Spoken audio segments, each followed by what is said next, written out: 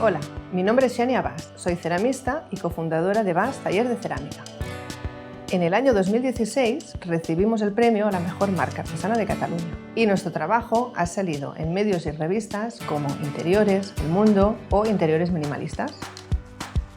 Nuestro proyecto reivindica el trabajo artesanal como sinónimo de calidad, proximidad y sostenibilidad. Creemos que los objetos que nos rodean cuentan historias y nos acompañan como testigos de nuestras vidas. En Bas, la combinación de técnicas tradicionales con nuevas formas de crear dan como resultado piezas de líneas finas y depuradas, repletas de amor, como nuestras macetas cuna.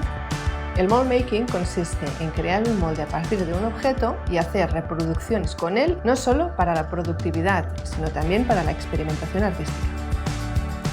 En este curso de doméstica aprenderás a hacer el molde de un objeto para reproducirlo en cerámica, ya sea tu propio diseño o cualquier objeto que te inspire.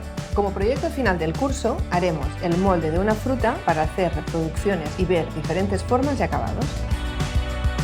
Primero veremos qué herramientas y materiales necesitamos para hacer el molde, hablaremos de los diferentes tipos que hay y para qué sirven y profundizaremos en cómo funciona exactamente un molde de colada. Después te explicaré lo que tienes que tener en cuenta para diseñar un objeto para ser reproducido en cerámica. Antes de empezar con la realización del molde, te plantearé dos ejercicios para ejercitar la mirada y entender el volumen que ocupa un objeto y el vacío del mismo. También veremos el partage, cómo definir por dónde hacer la partición de las dos partes que componen el molde. Comenzaremos el molde con la realización de la cama. El siguiente paso será el encofrado y haremos uno en forma de cruz. Prepararemos la escayola y repasaremos las fórmulas de cálculo de volumen. Más adelante explicaré cuándo podemos abrir el encofrado. Sacaremos la cama y después de repasar la superficie y hacer las llaves, pasaremos a hacer la segunda parte del molde. Te explicaré posibles intervenciones en el molde y qué debes de tener en cuenta antes de poder usarlo. Para hacer nuestra primera reproducción, prepararemos la arcilla líquida y haremos lo que se llama colado. Al terminar el curso tendrás un molde del que podrás hacer muchas reproducciones y experimentar sin miedo.